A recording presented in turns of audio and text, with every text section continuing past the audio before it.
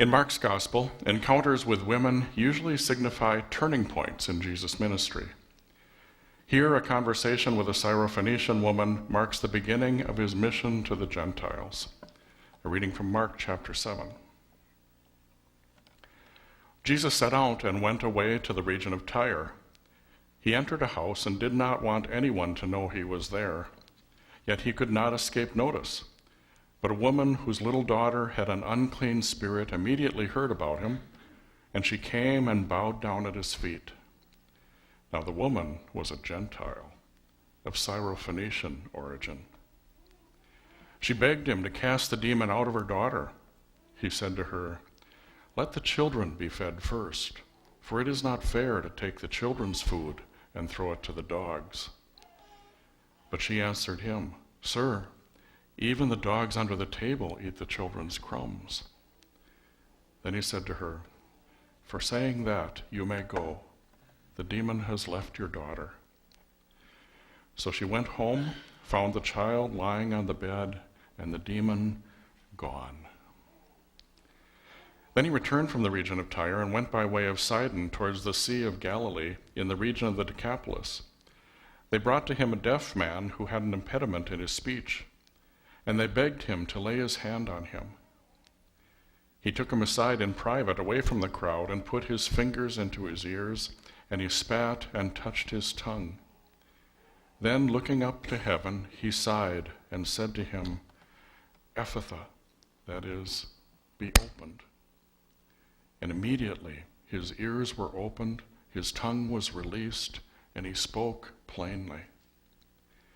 Then Jesus ordered them to tell no one. But the more he ordered them, the more zealously they proclaimed it.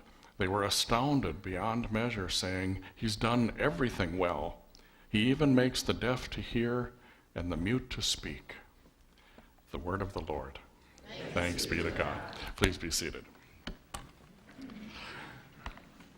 As you know, this morning we have a special guest with us, Randy Herring from Kids Ark in Honduras and that strange land called Florida.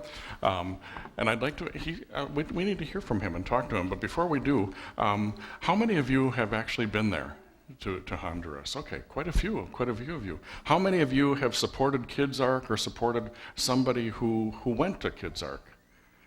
Okay, quite a few. Good. So we've got a lot of people who have been there, and some people have not. And so we're going to talk to Randy and listen to the story of what's happening up here. If you want to take a seat. Either doesn't matter, whatever you like. Good morning, Randy. Good to have you here. Thanks for being with us. Well, first of all, some questions. How long have you been working with children in Honduras? We started in 1998. 1998, okay.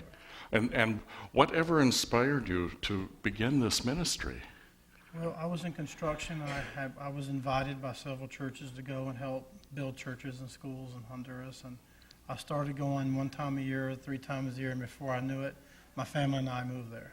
Really? Really? Okay, you moved lived there for almost 10 years. Okay, so wow. What are some of the primary functions of the ministry? What happens there? What we do, Pastor, is the children that live in the mountain area, we bring them out of the mountains and we bring them to a Kids Ark camp, and we share the gospel with them, and we give them clothes and shoes and food. And I'm convinced, just like the reason everybody's here this morning, we all have a natural born craving to know and love and get to know God. Mm-hmm. And we're born with that from birth. And we know that the children of Honduras are the same as all of us here today, and we want to take advantage of the fact that the children are hungry to hear the gospel. Mm-hmm. And we bring them to camp, and we love them in many different ways, and then we'll bring another group in. Okay. How many kids have you served? We've had probably over 300,000 in the past 10 years. 300,000? Yes, sir. Like 30, a third of a million? Right. Wow, that's a lot of people. How big is this camp? We have 245 acres, and it's all paid for. Wow, okay. We still need to build a lot still, so. Okay, so there's more coming. It's a work in progress, in other words. Until I die, it will be. Okay. What are some examples of a child's life, of children's lives being changed? Just last week, I got a call from a young man named Juan. Mm-hmm. And Juan came to the camp when he was 10 years old, 10 years ago. And he said, Mr. Randy, I want you to know that I heard the gospel for the very first time at your camp. And I'm now a youth pastor at my church. Really? And I didn't know that. And sometimes you till and you plow and you don't really see the fruit of your work. And it's not about me anyway, but it's nice to know that the camp is making a profound difference in some of the youth. And he actually has 300 children in his little youth group now. Wow. Or young adults. Little youth group of 300. Right. Yeah, 300. So children and youth are not hard to find in Honduras. Okay. Mm-hmm. Any other stories that you could tell us? Well, just last week, a family came to our camp, and I wasn't there, so I don't get the credit for it. But he came and he said his son, because of Kids Art Camp, heard the gospel, went to a Bible school in San Pedro Sula, and met another Lutheran man, and they found help to build his parents a house. So, really? Because he went to the camp and heard the gospel, he got hungry for the things of God, went to San Pedro and went to Bible school, met a Lutheran man that had a clothing ministry in Honduras, and they built his father a house that just got blown away in the last storm we had. Wow, so that's cool. God's doing many things in many different ways, and sometimes I don't need to know about it, but when you do hear about it, it's kind of rewarding. Mm-hmm. Yeah, that's cool. Tell us about the layout of the property and about the new land you just acquired. Land you just acquired? Okay, the layout of the property. Yeah. Mm-hmm. We have a big valley surrounded by lush green mountains in the rainforest. And what we're doing, Pastor, instead of sharing the gospel, we're actually building the gospel. Mm. And we have many different replicas of Bible stories. Like we have the tomb of Christ, we have the nativity with life-size figures. We have an area that looks like a Roman Colosseum where we do dramas with Jesus being beat and whipped and crucified. And a lot of these children that came to the camp before, they now dress up like Bible characters, and we do dramas of the gospel. And we go from Bible scene to Bible scene to Bible scene. Wow. And we're building more of those Bible scenes. And I do want to say, Pastor, that your church built, I think, 7 of those Bible scenes. Really? Okay. So these folks here. So I appreciate that so much. But we have as many of the main Bible stories built in replica, and we have the big posters that you can see what this Bible station, devotionary, whatever you want to call it, is there for. Okay. And so the kids actually are almost participating in the gospel story. I mean, correct. If this drama is happening around them, correct. Wow, that sounds cool. And we have like the crown of thorns and the whip and the nails, and the children can actually feel that and see it. Mm-hmm. So I just want to be able to preach the gospel when I'm not here in 25 years. So. Okay. If one of these folks wanted to go on a mission trip down there, what should they expect? What would happen? I have a pizza oven there, and I would love to build you your custom pizza. Okay. Hot water, air conditioning, nice rooms is very close to the camp, so I'm not going to throw you in a tent on the floor and eat peanut butter and jelly all week. Okay. But I guarantee that we'll have good fellowship, plenty of children to minister to, and good facilities and good amenities. Okay, wow.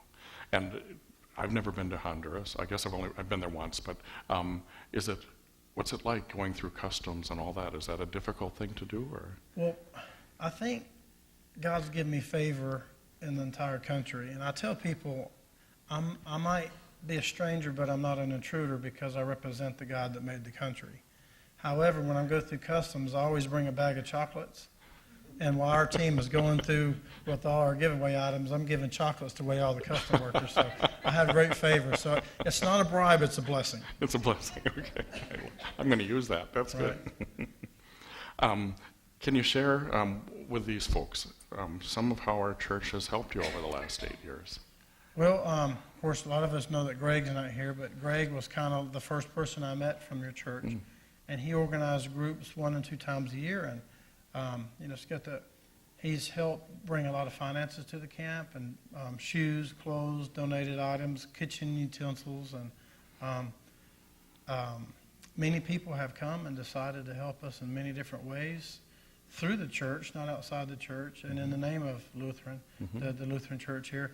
And I just can't tell you how grateful I am that your church, just one church, has really changed the face and changed the direction of our camp in Honduras. So I commend every one of you guys, and everybody helps in different ways. Everybody has a comfort level of how they're going to help and how much they're going to help. I'm glad that everybody helps me because I don't want to do it myself because I want the family of God to be involved. So I thank every one of you guys being part of what God is doing in Honduras. Well, we want to thank you also for what God is doing in Honduras. What a vision, what a ministry, and what an opportunity it's been for the people of this congregation.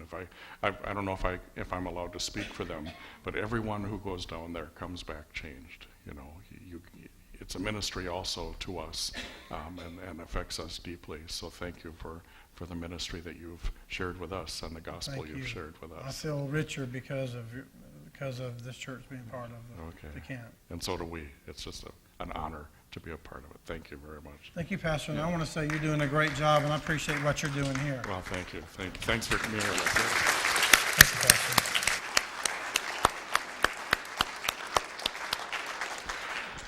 Now I'd like to invite Don to come forward, and he was a part of the last trip that went in July, and he's going to share some things about that.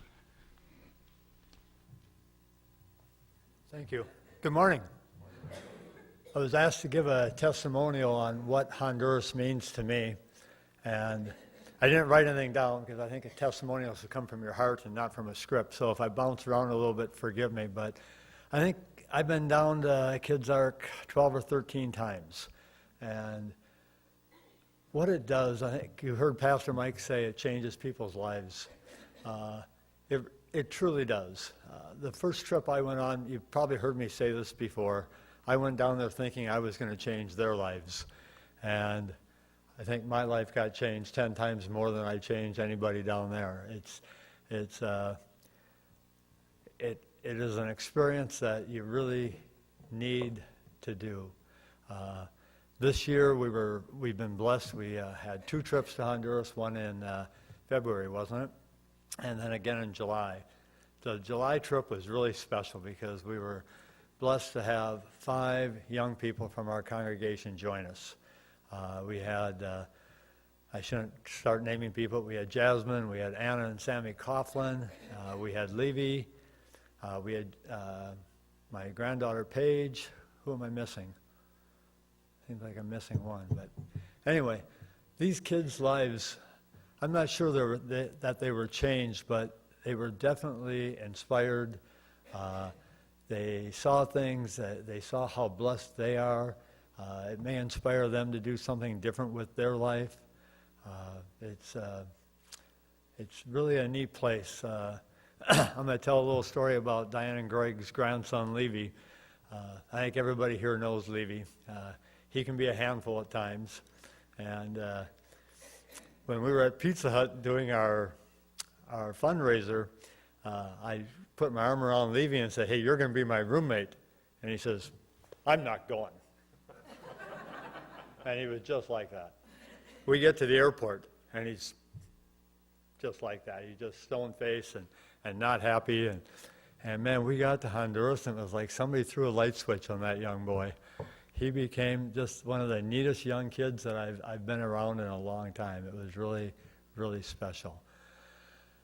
This year, we're going to be going again to Honduras in the middle of February. It looks like around the 15th, somewhere right in there. We have to talk to a travel agent and get the best deal on tickets, so it may fluctuate a little bit. And my hope and prayers are that we're going to go again in July.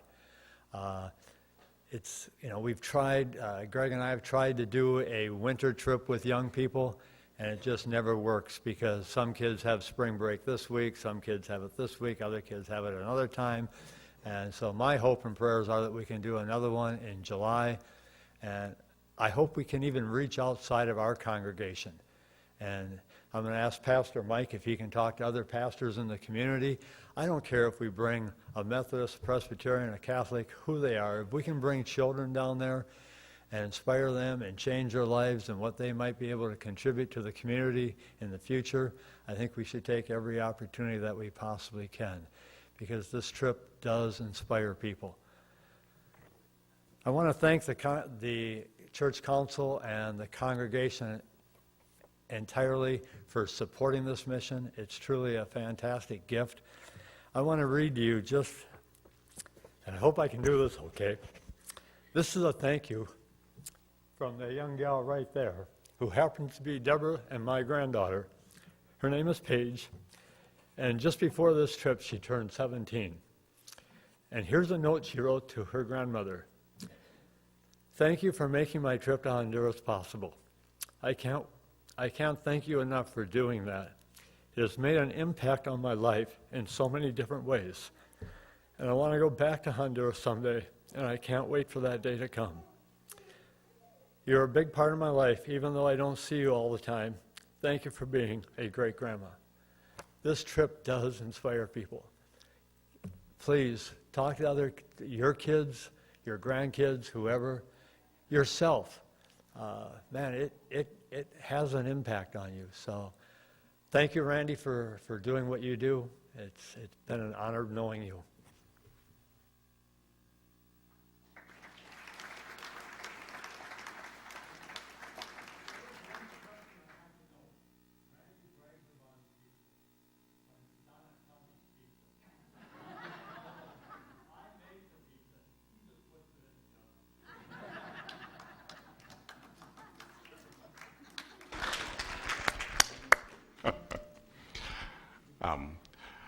One year I went on a habitat trip with a group from my church, and we built houses. And we came back from that trip, and one of the men on the trip said, you know, I've been teaching Sunday school for 39 years, I think he said. And I learned more in 1 week pounding nails for Jesus than I did in 39 years of Sunday school.